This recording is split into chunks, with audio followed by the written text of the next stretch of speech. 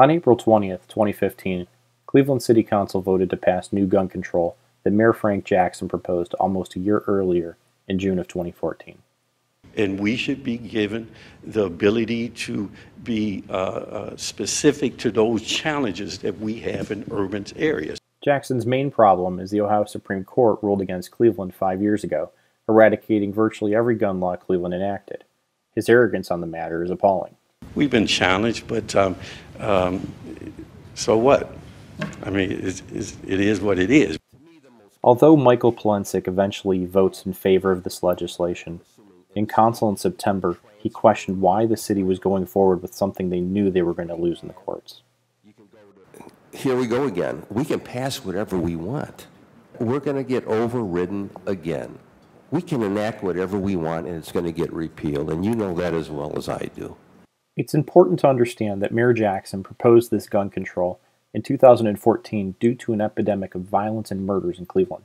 But instead of explaining how this legislation is going to help Cleveland, everyone seemed to be more focused on preparing for what this gun control won't accomplish. And that is unfortunately everything it was originally proposed to fix. We're not fighting violence tonight, but we are doing something that's important. Some will say, what's it going to do to cut the crime rate?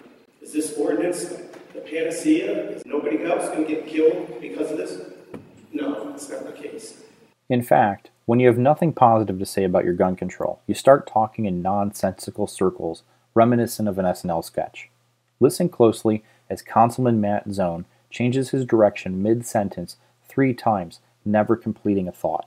Is it going to bring violent crime down? Well, again, this is intended to be an ordinance. We can't lose the message because when you read through the rhetoric, what this is intended to do, it's supposed to be another ordinance. So if you missed that, the entire gun control package is nothing more than an ordinance. There's got to be, look, worst case scenario, I have friends, there are times, look, any state, if there were a time, I truly believe, there was no precedent. Nick, if I could, So if this gun control does absolutely nothing meaningful for the city of Cleveland, why did they want to pass it? The only member of council to vote against it, Councilman Zach Reed, seemed to hit the nail on the head. So it shouldn't surprise us when you bring forth pieces of legislation like this. They make us feel good. They make us think we did something. Just this weekend, just this week, 4 more homicides, and one of them was stabbed to death. So it's not just a gun problem, it's a violence problem. And that's why I'm voting no on this piece of legislation. It's great that Reed voted no, but why did other members of council admit there was no hope in September and still vote for what amounted to be a package of laws heavily gutted from the original proposal? When it comes to the other things, it's questionable whether they're actually going to impact gun violence. If only there was someone on city council who could have asked the committee and Jackson administration how to focus on the real problems and then come up with a comprehensive solution to Cleveland's violence epidemic. I need to know how we're going to better address the illegal guns on the streets. Of course, nothing like that made it into this gun control. Instead, city council focused on taking a bunch of state laws and copy and pasting them into city ordinances. What we're going to mirror on state law, because that's a given, okay? We're going to do exactly what the state's doing right now.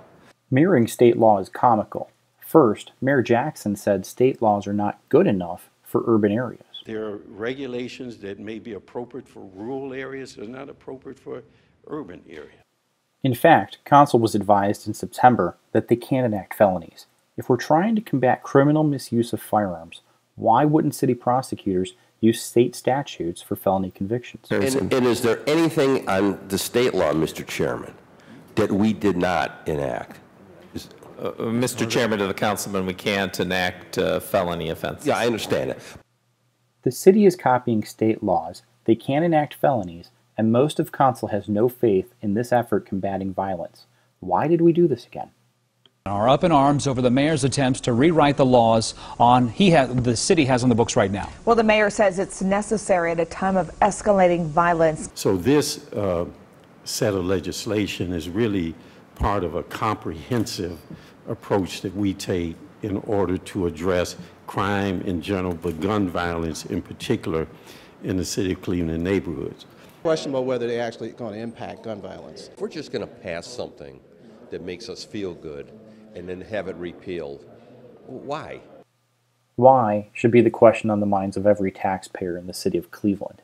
While Cleveland Council can keep going to taxpayers to pay for and defend lawsuits in the name of gun control, we can't. If you're as frustrated by this as we are, please consider a donation to Ohioans for Concealed Carry today and help offset our legal expenses. In the meantime, try to make sense of this.